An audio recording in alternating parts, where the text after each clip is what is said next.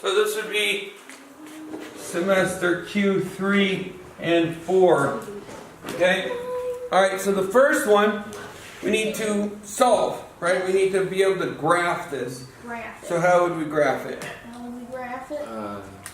Would you do what I was supposed to? Yeah, I haven't gone over these, have I? Not since Algebra 1.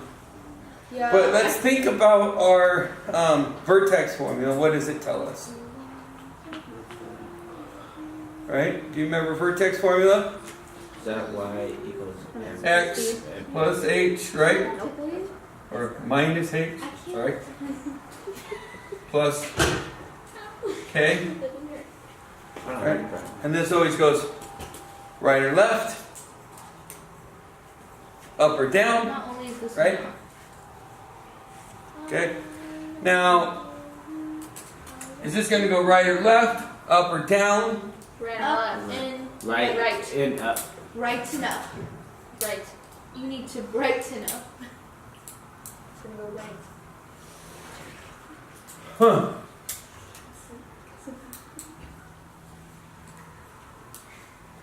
You're asking the wrong crowd. Dad, I'm gonna need you to rephrase your question. It goes up. Oh. I said up. Good.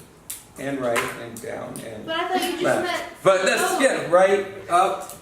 I thought we It kind of does left and up at the same time. Remember, this is a formula that if it were a line, if it was just a line x plus 2, right? If we drew that line, then that would look like x plus 2, 1, 2, right? And then the slope is how much? Y equals mx plus b, right? The slope is 1. So it's going to be up 1 over 1. And up 1 over 1. And up 1 over 1. It's going to continue to do that, correct? But what happens when it becomes an absolute value? Yeah.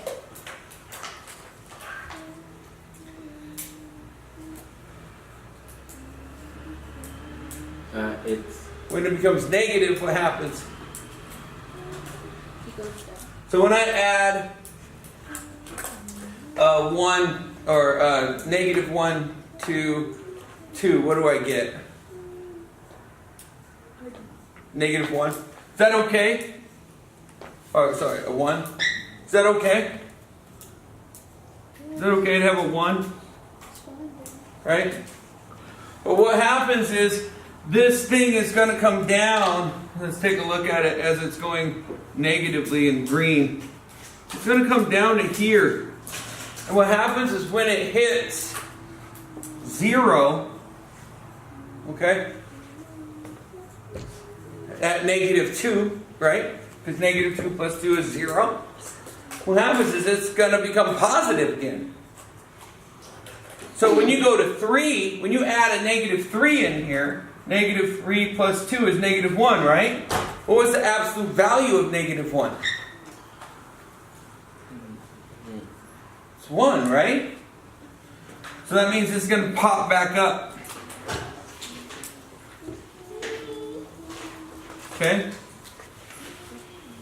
So it follows, in the negative, it follows until it hits that x-axis. And as soon as it hits that x-axis, it can't be negative. Okay? None of the y's can be negative, in other words. Okay? Now, if we had something out here, that would adjust it, wouldn't it? Yeah. And that would move this point up or down. Does that, you see the difference? So this is inside. It's actually moving that left, too. Does that make sense? oh, Because it's inside. So it's actually pretending to be an H. Does that make sense?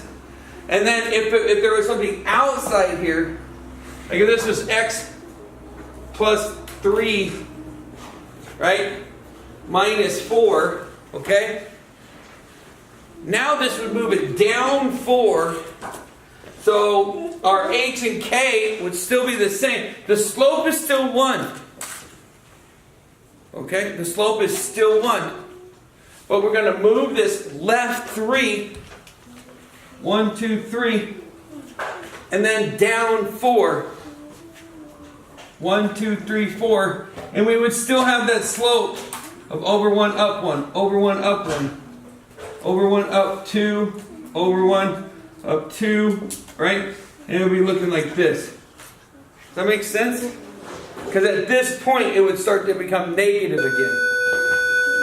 Okay? So it becomes the vertex formula. It treats it the same way as if this were a square, x squared, right? Treats it the same way. Okay? Or 1/2, and I do have some of those on the test. To the 1/2 power, 1/3 power.